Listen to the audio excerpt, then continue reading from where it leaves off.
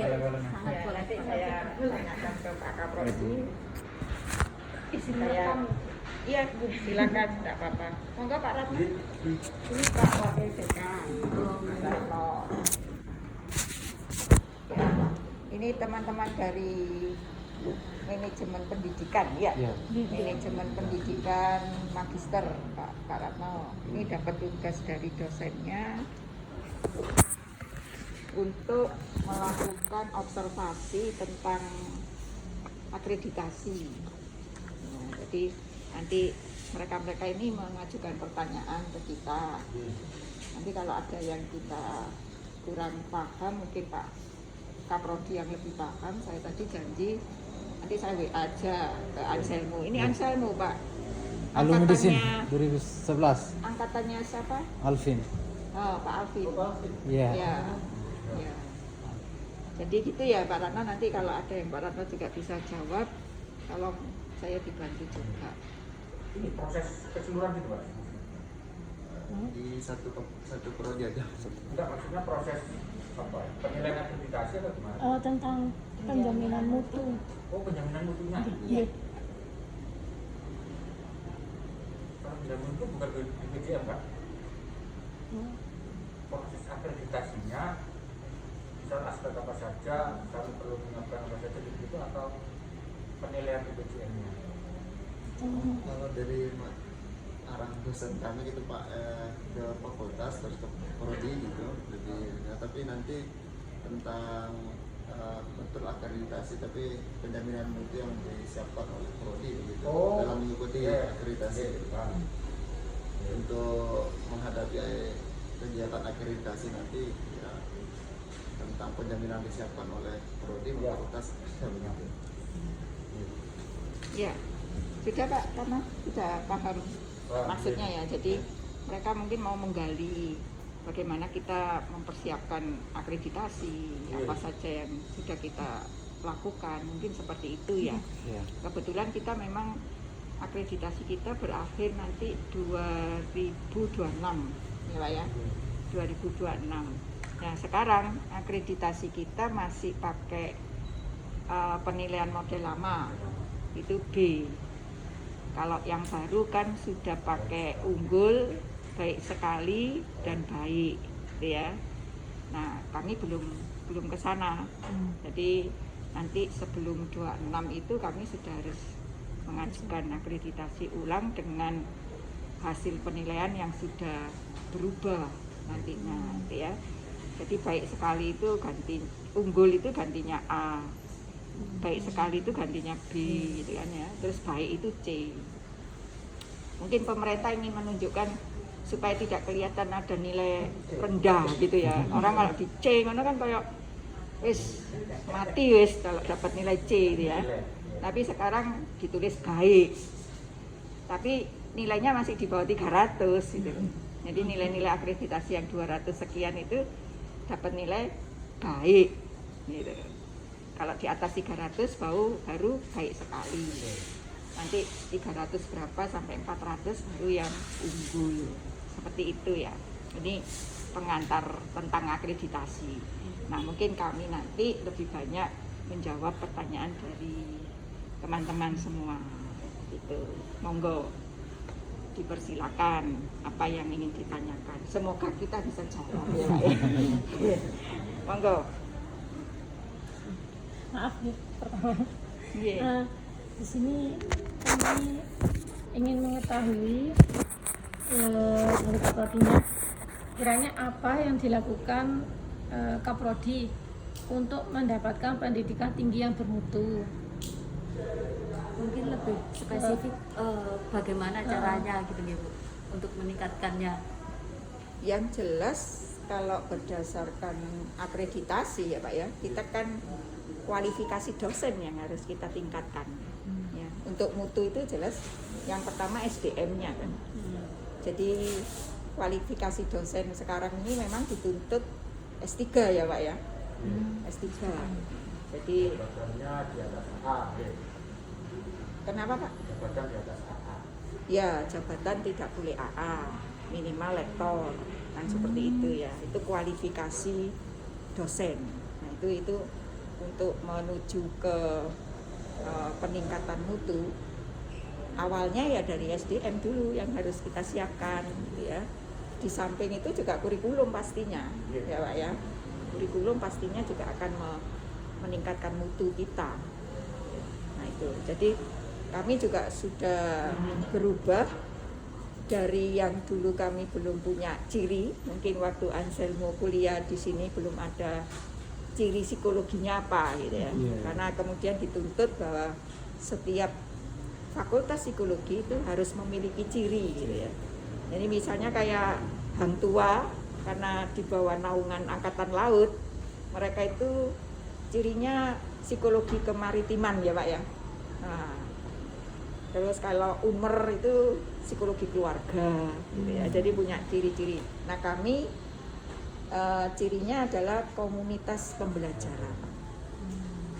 Coba dijelaskan Pak, komunitas pembelajaran itu maksudnya seperti apa? Jadi gini, concern kami itu sebenarnya bukan ke psikologi tradisional gitu ya, yang pendekatannya itu individual.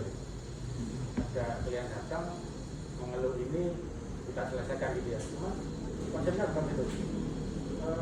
Lebih ke komunitas. Komunitas itu kan pemahamannya di situ ada kumpulan orang dan dibatasi secara demografis. Jadi misal di kumpulan sepeda ontel itu bukan komunitas karena mereka tidak dibatasi geografis. Jadi misal penggemar bunga anggrek, ibu-ibu sawo jajar kan demografi. Penggemar anggrek itu ya komunitas itu akhirnya. Nah, pendekatan psikologinya berubah ke sana, ke komunitas. Harapannya apa?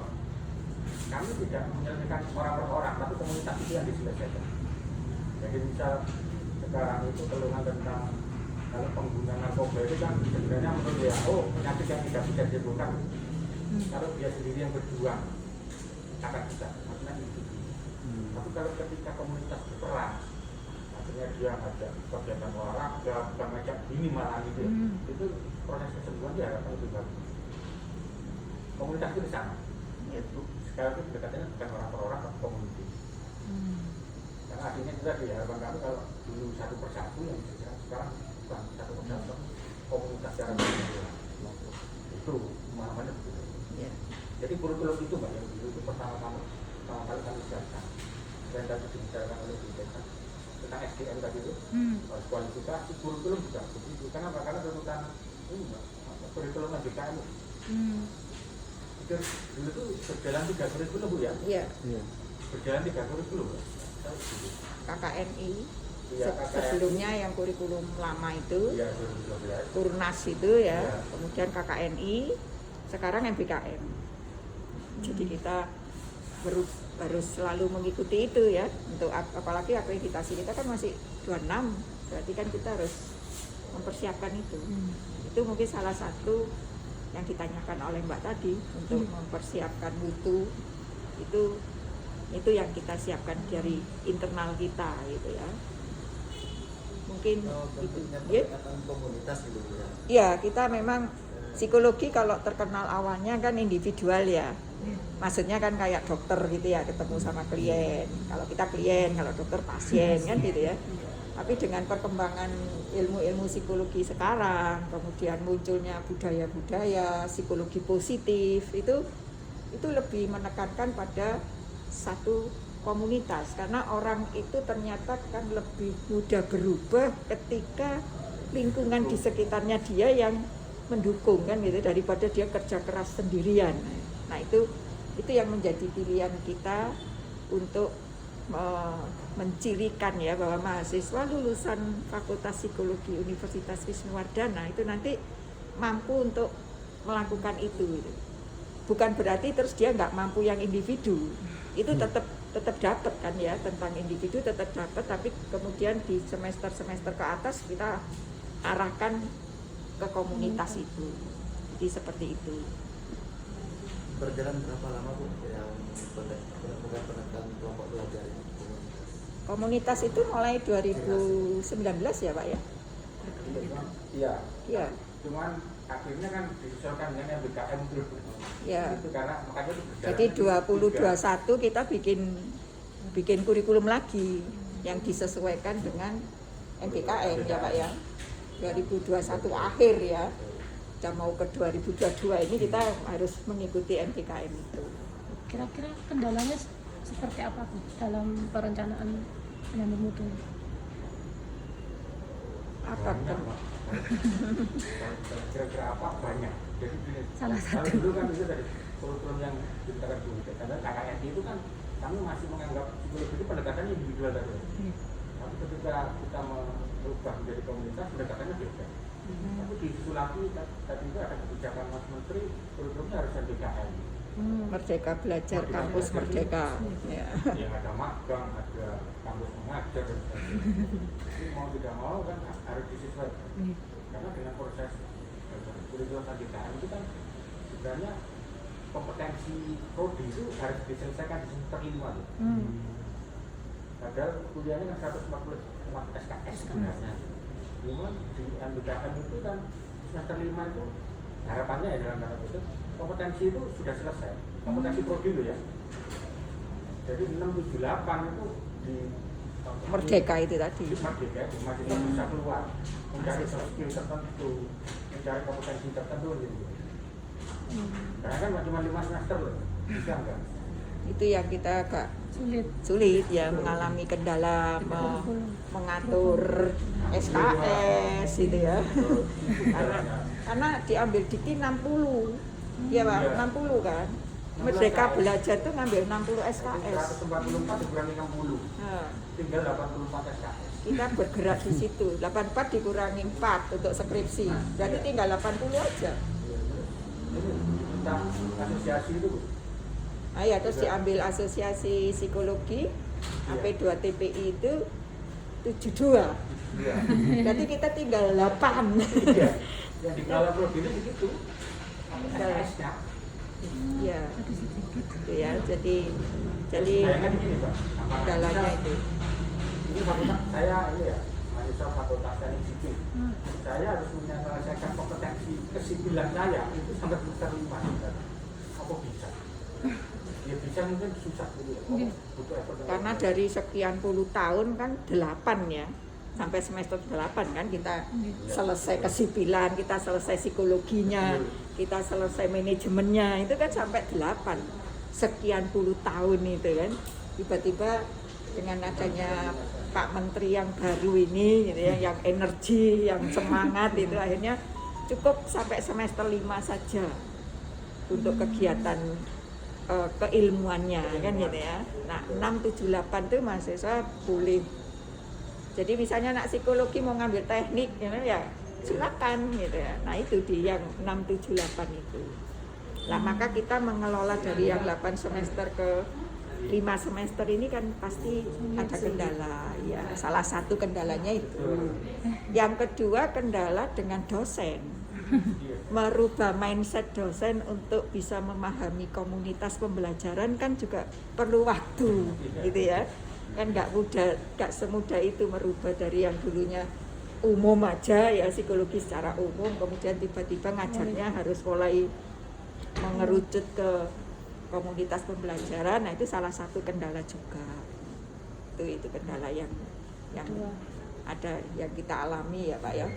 Ya yang jelas sosialisasi harus juga sering dilakukan pada mahasiswa baik maupun dosen itu kan untuk mengatasi kendala-kendala itu kan dengan cara melakukan sering sosialisasi seperti itu.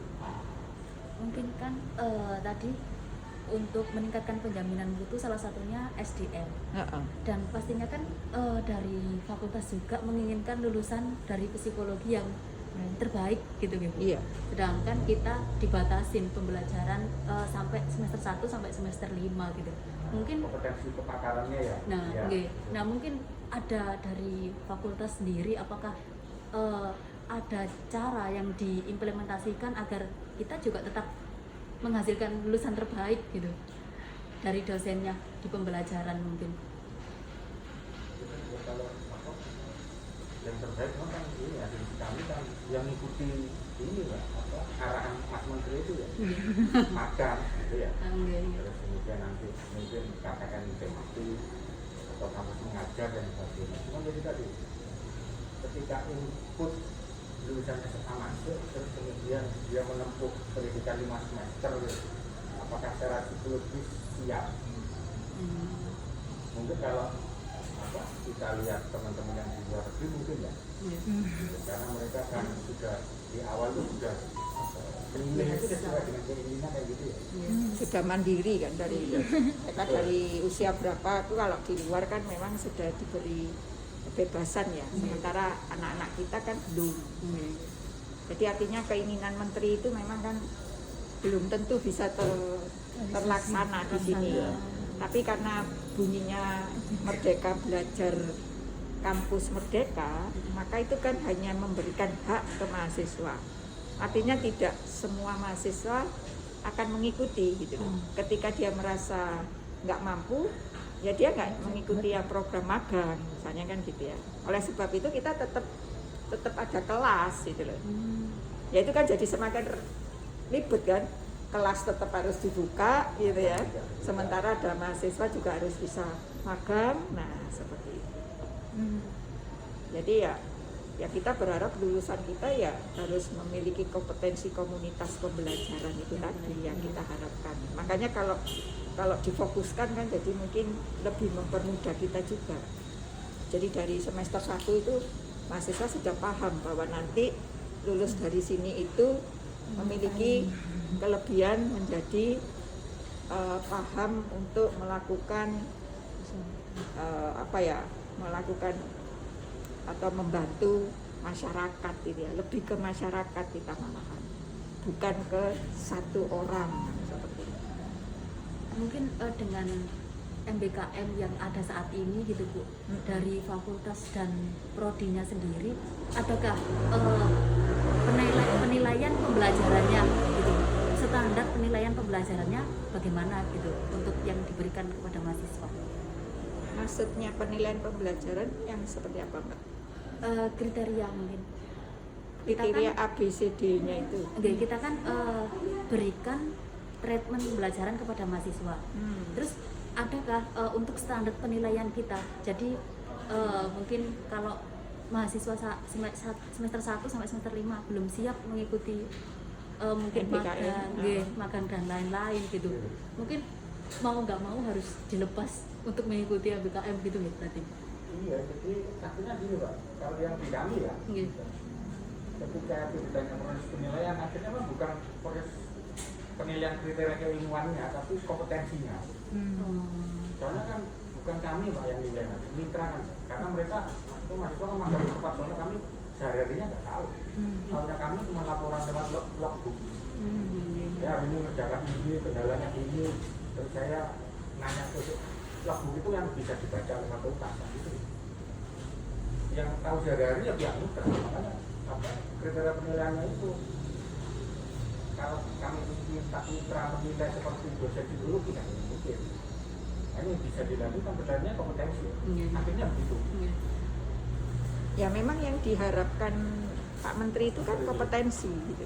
Sudah bukan penilaiannya seperti penilaian di pembelajaran gitu ya. Kalau sudah yang semester 6 ke atas itu memang penilaiannya adalah kompetensi. Apakah mahasiswa ini menurut mitra memiliki kompetensi yang diharapkan. Jadi memang kami dengan mitra kan ada kerjasama gitu ya.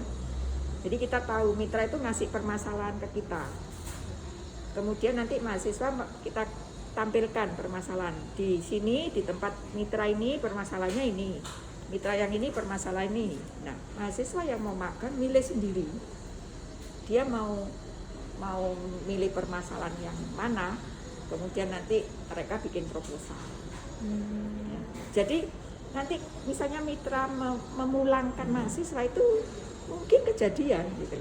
Ketika mahasiswa saya ternyata di sana akhirnya mitra mohon maaf ini mahasiswanya saya kembalikan ke kampus gitu ya. Nah itu berarti ya udah kita yang balik ya harus kita carikan anu lagi. Gitu.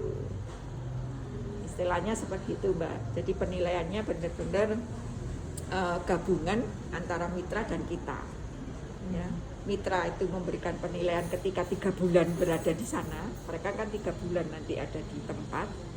Sedangkan kita sebagai pembimbing mengikuti aja dari logbook yang mereka kerjakan selama berada di tempat magang seperti itu. Yeah. Emang kebijakan yang hadir itu ada kekurangan juga ada kelebihannya sendiri-sendiri ya Bu? Iya pasti ada kelemahannya, ada kelebihannya itu selalu.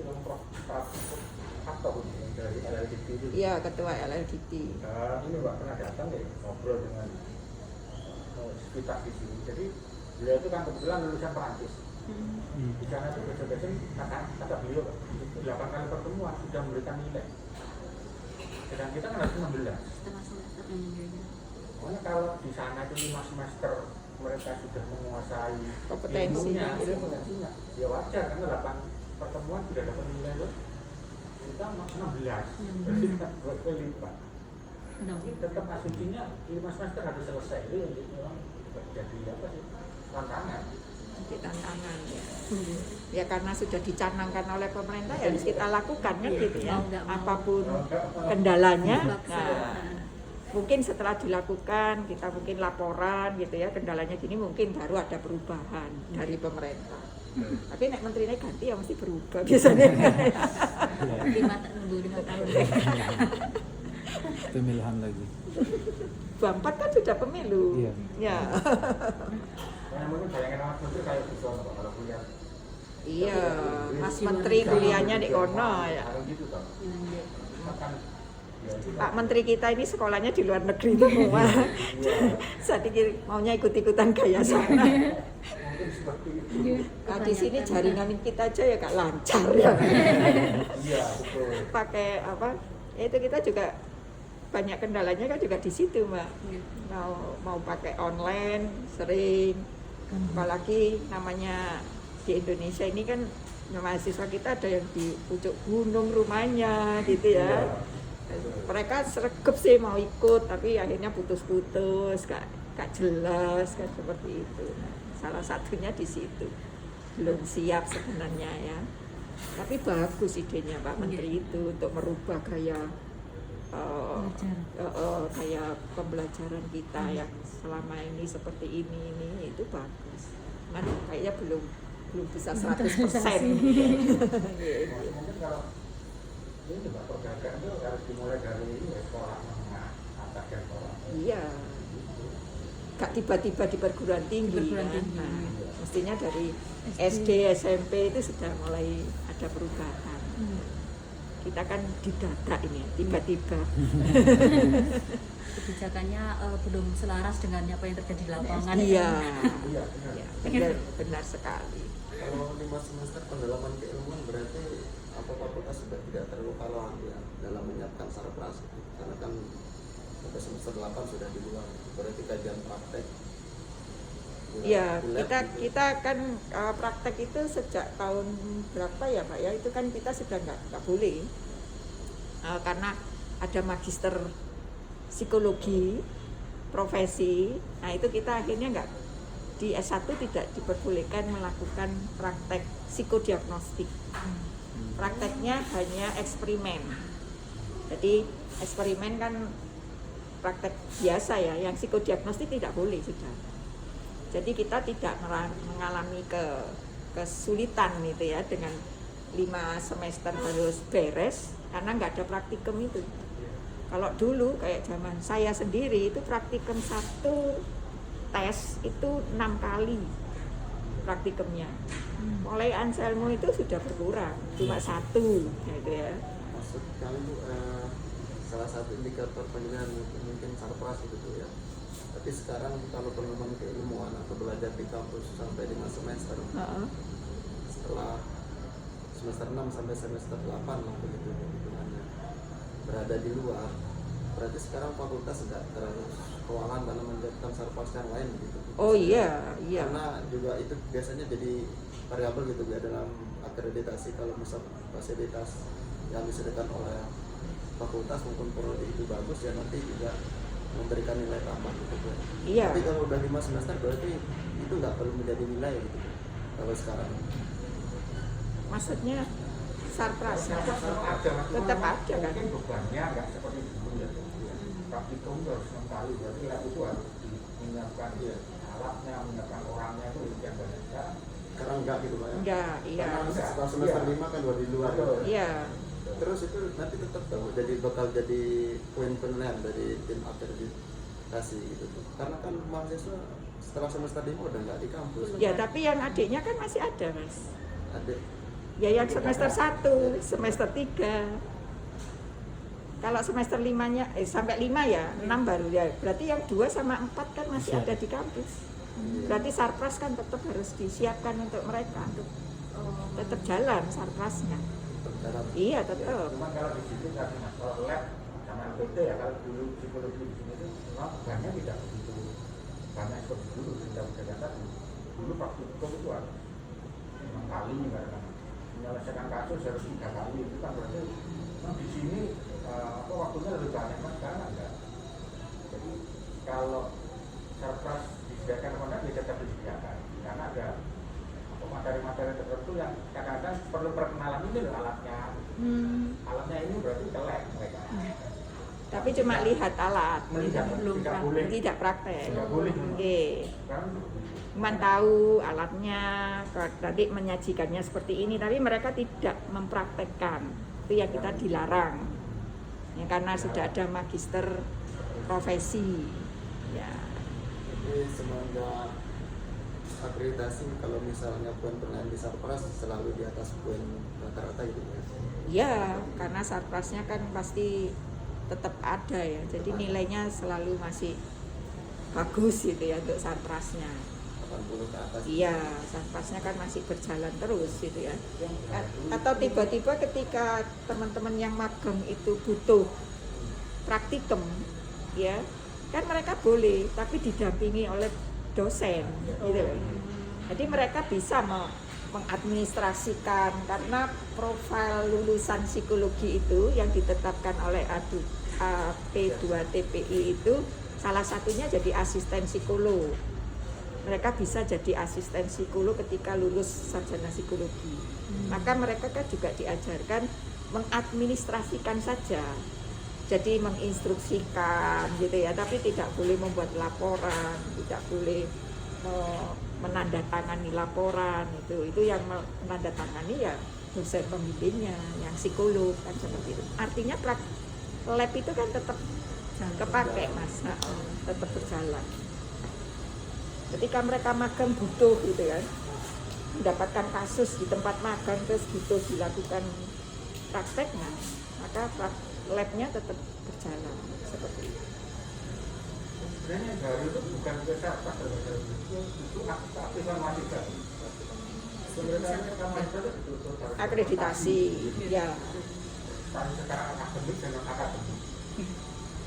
Kita tahu ya, kadang-kadang kan mahasiswa itu kalau untuk tersensu di mana dari luar itu jarang lapor kan, paling dia upload di medsosnya kan gitu ya. Tapi sekarang kalau di yang baru itu harus terrekod di fakultas.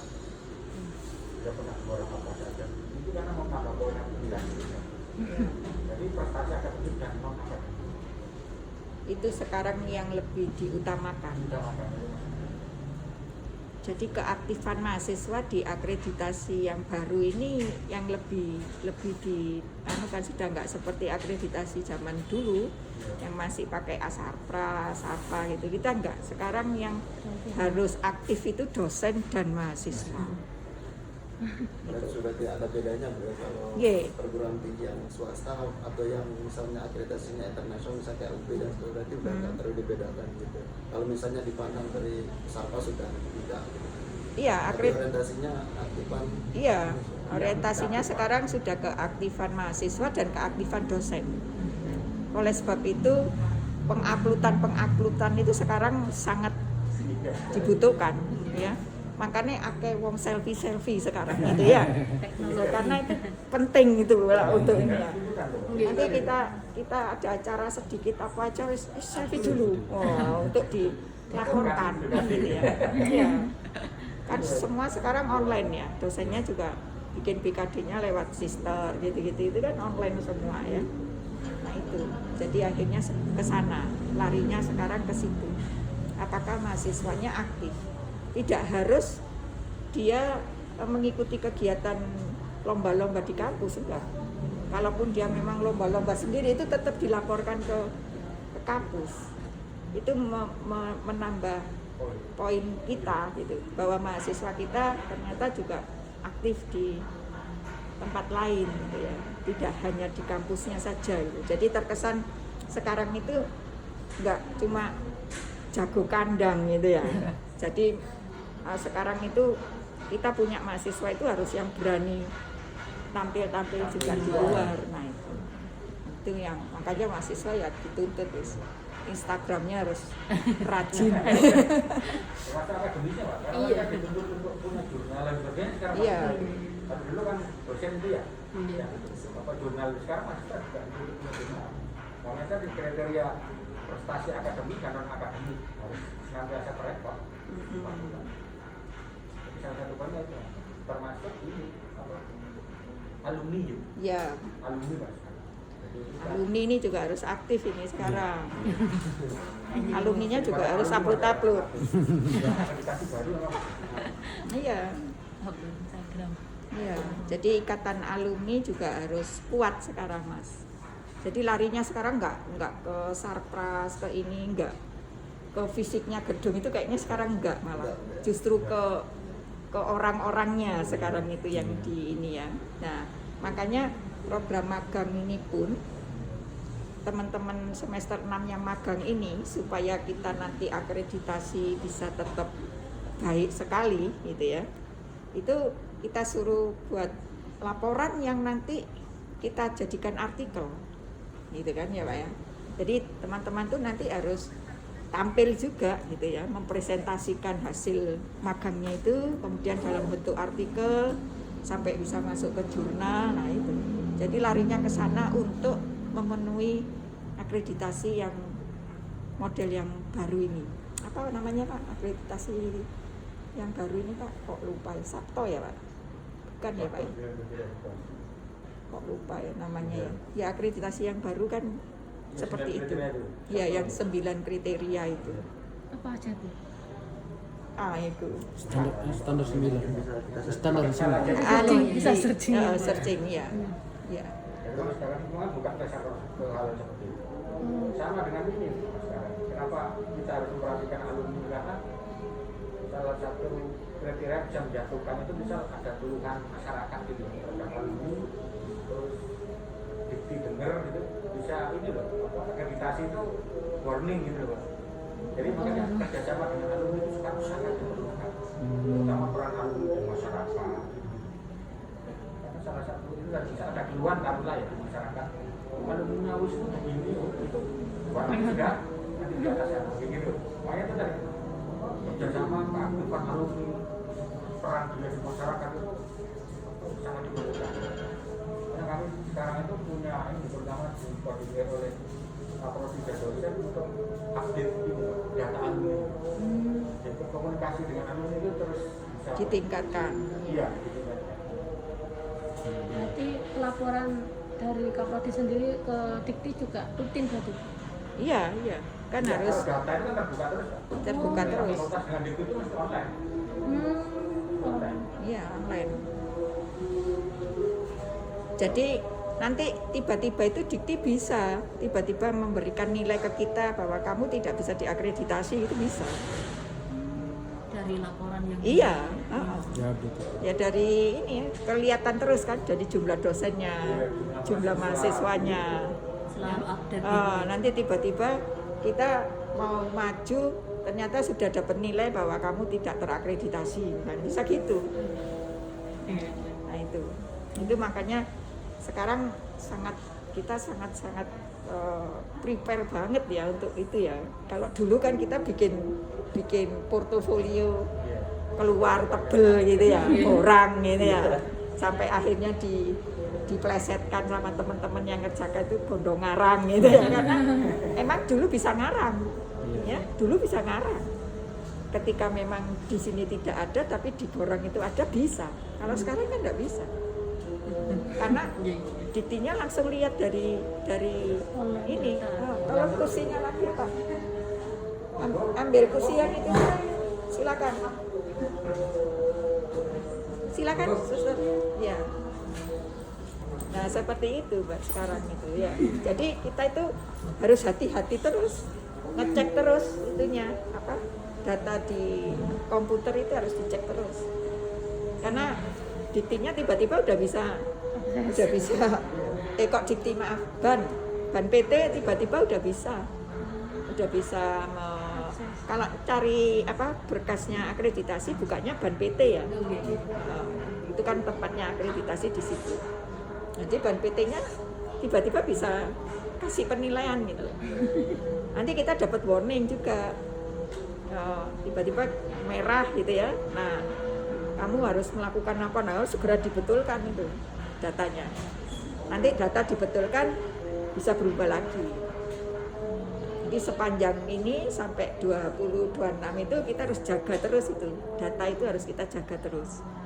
Nanti kalau bannya tahu-tahu memberikan catatan, nah kita lihat catatan apa yang harus kita benahi. Nah, karena kalau kita benahi data itu bisa hilang catatannya.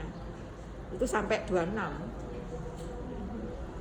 Jadi nanti 26 baru kita mengajukan akreditasinya. Seperti itu. Jadi sekarang akreditasi sudah tidak kayak dulu gitu ya. Kita bisa dinilai sewaktu-waktu oleh ban PT. Ya, gitu. Nanti ada yang atur khususnya Bu yang megang khusus untuk yang bagian akreditasi memantau terus. Ya Kaprodi sama Pendik ya, suster. Yang pegang komputernya, ya data. Jadi mahasiswa itu sekarang nggak bisa KKRS-an. Kalau dulu, kalau di negeri mungkin memang dari dulu tertib ya Pak ya KRS-an ya. Kalau di PTS kan enggak. Mahasiswa nggak KRS-an ya bisa kuliah. Kalau dulu kan gitu ya. Tapi sekarang nggak bisa. Begitu dia nggak KRS 2 kali keluar dari dikti nonaktif langsung. Otomatis. Iya otomatis. Makanya kita selalu juga ke mahasiswa gitu ya, menjelaskan terus jangan lupa KRS setiap kali waktunya KRS kita. Nah itu salah satu apa yang kita lakukan untuk selalu mengingatkan mahasiswa ya, yaitu kan salah satu meningkatkan mutu juga itu ya, mutu biar mahasiswanya, karena lihat kakak-kakaknya dulu yang nyantai-nyantai gitu kan akhirnya kalau kita nggak selalu ngingetin kan lewat gitu ya. Salah satu tugas kita seperti itu, Menanamkan tanggung jawab. menanamkan tanggung jawab. Ya bilang kamu 2 kali nggak KRS udah nonaktif loh datamu di dikti. Nah kalau nonaktif mengaktifkan ulang itu ribet, persyaratannya yang ribet gitu ya. Ya bisa diaktifkan lagi tapi persyaratannya terus waktunya mesti panjang karena dikti itu kan se-Indonesia. Berarti nggak ada peluang lah buat mereka untuk molor-molor gitu. Iya. Ya, kita sekarang kan cuma diberi batas 1 minggu berapa? Iya, 1 minggu aja. Saat mau berapa tahun? Jadi kalaupun taruhlah telat gitu,